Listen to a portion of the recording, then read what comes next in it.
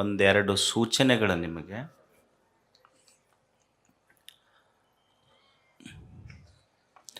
ಇದನ್ನು ವೇದಿಕೆಯಲ್ಲಿ ಹೇಳಬೇಕೋ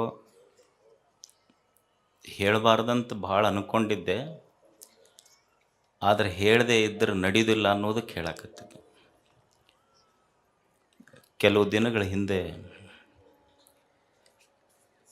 ಗವಿಸಿದ್ದೇಶ್ವರನ ಹೆಸರನ್ನು ರೈಲ್ವೆ ಸ್ಟೇಷನ್ಗೆ ಇಡಬೇಕು ಅಂತ ಅದೇನು ನೀವೇನು ಪೋಸ್ಟ್ ಮಾಡೋದು, ಆ ಸಂಘಟನೆ ಕೂಡೋದು, ಈ ಸಂಘಟನೆ ಕೂಡೋದು.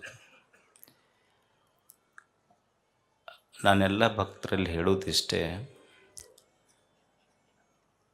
ಗವಿಸಿದ್ದಪ್ಪಜ್ಜನ ಮಠವನ್ನು ನಮ್ಮ ಆವರಣ ಬಿಟ್ಟು ಒಟ್ಟ ಬಯಲಿಗೆ ಕರ್ಕೊಂಡು ಹೋಗ್ಬೇಡ್ರಿ. ನಮಗಿದೆ ನಿಮ್ಮೆಲ್ಲಲ್ಲಿ ಕೇಳ್ಕೊಳ್ಳೋದು.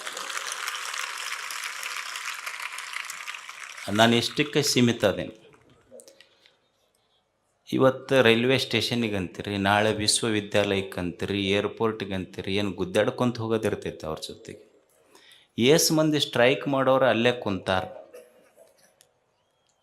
ನಿಮಗೊಂದ ಹೇಳ್ತೀನಿ ನಾನು, ಗವಿಸಿದ್ದಪ್ಪಜ್ಜ ನಿಮ್ಮೆಲ್ಲರ ಉಸಿರಿನಲ್ಲಿರುವಾಗ ಮತ್ತೊಂದಕ್ಕೆ ಅವನ ಹೆಸರು ಯಾಕಂತ.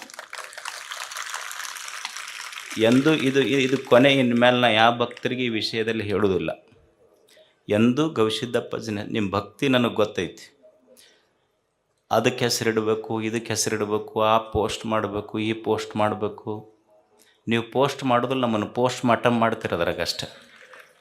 ಸೊ ಅದನ್ನು ಮಾಡಬೇಡ್ರಿ. ಎರಡನೇದ್ದು, ನನ್ನ ಮೇಲೆ ನಿಮಗೆ ಭಾಳ ಅಭಿಮಾನ ಇರ್ಬೋದು, ಪ್ರೀತಿ ಇರ್ಬೋದು.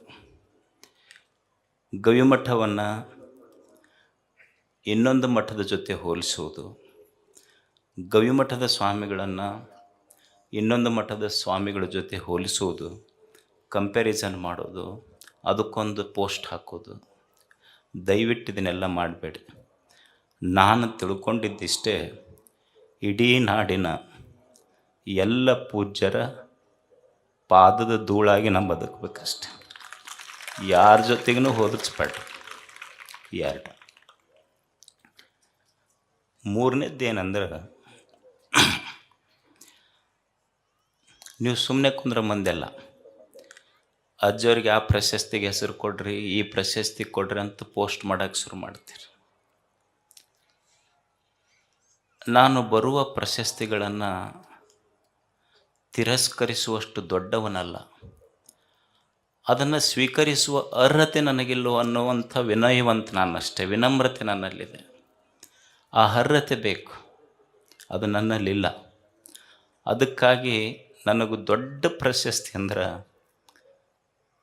ನೀವೆಲ್ಲ ಪ್ರೀತಿಯಿಂದ ನಮ್ಮ ಅಜ್ಜರಂತ ನಿಮ್ಮ ಎದೆಗೆ ಜಾಗ ಕೊಟ್ಟಿರಲ್ಲ, ಅದು ಭಾಳ ದೊಡ್ಡ ಪ್ರಶಸ್ತಿ. ದಯವಿಟ್ಟು ಇನ್ನು ಮುಂದೆ ಈ ಮೂರು ಯಾರೂ ಮಾಡಬೇಡ್ರಿ. ನಮಸ್ಕಾರ ತಮಗೆಲ್ಲ.